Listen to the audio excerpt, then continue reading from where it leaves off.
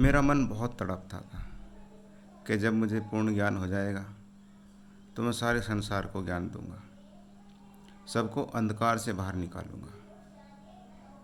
लेकिन जब मुझे ज्ञान हुआ तो पता चला कि मन कुछ होता ही नहीं। सबसे पहले यही ज्ञान हुआ कि मन कुछ होता ही नहीं, और जिसके लिए मैं तड़प रहा हूँ वास्तव में वो दूसरे हैं ही नहीं। जहाँ पर भी हूँ मैं ही हूँ, और जिस तरह शरीर है उसी तरह ये सारा संसार है। जैसे मुख में आप खाना रखते हो, दांत उसे चबाते हैं, हाथ टुकड़ा तोड़कर मुंह तक लाते हैं, आँख देखती है कि रोटी कहाँ है, कहाँ से टुकड़ा उठाना है। इसी तरह सारा संसार है, दूसरा कोई है ही नहीं मुझसे अलग। अज्ञानी जो बने हैं, ज्ञानी जो बने हैं, वो सब एक शरीर की तरह है कि कोई अज्ञानी बनकर, कोई ज्ञानी बनकर, कोई कपटी, कोई दुराचारी, ये सारे मिलकर इस संसार को चलाते हैं।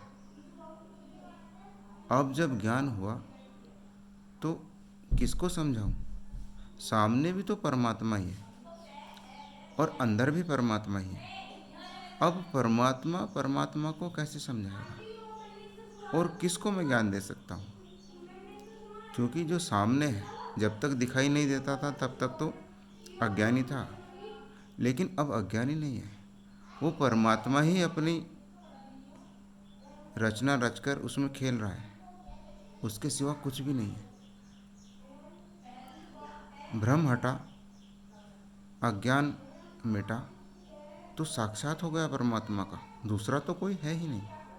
अब मैं किसका अंधकार मिटाऊं, किसको ज्ञान दूं? अब तो यही होता है कि वो परमात्मा ही अज्ञानी बनकर मेरे सामने आता है और वो परमात्मा ही ज्ञानी बनकर उसको ज्ञान देता है कि पैर चलने के लिए है, हाथ कार्य करने के लिए है, आंखें देखने के लिए है, कान सुनने के लिए है। सब मिलकर किसी एक कार्य को सफल बनाते हैं, सबका सहयोग। और यही सहयोग परमात्मा का भी है। जो भी जड़ चेतन दिखाई देता है वो परमात्मा ही है, उसके सिवा कुछ है ही नहीं। अब जो ज्ञानी बना है और जो अज्ञानी बना है, जो गुरु बना है, जो चेला बना है, वो दोनों ही है। वही अज्ञानी बनकर ज्ञान सीखने आता है और वही ज्ञानी बनकर गुरु बनकर ज्ञान देता है। अब तो कुछ रहा ही नहीं, न मन रहा न ज्ञान रहा। वास्तव में अब तो मेरे पास ज्ञान भी नहीं रहा। जो ज्ञान था ना, वो भी एक भ्रम ही था, वो ज्ञान भी अज्ञान ही था। क्योंकि जिस जिसका मैंने ज्ञान किया था तब वो वस्तुएं, तब वो आत्माएं, जीव आत्माएं सब अलग अलग थे। तो अलग अलग पर सब पर मैंने अध्ययन किया, ज्ञान किया।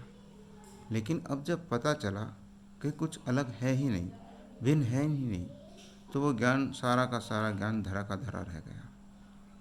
अब कुछ कहने के लिए भी नहीं है और सुनने के लिए भी नहीं है। अब तो केवल वो परमात्मा ही है। वो जिसको चाहे इसको ज्ञान दे और जिसको चाहे इसको ज्ञान ना दे। जय सच्चिदानंद। सभी को सादर प्रणाम।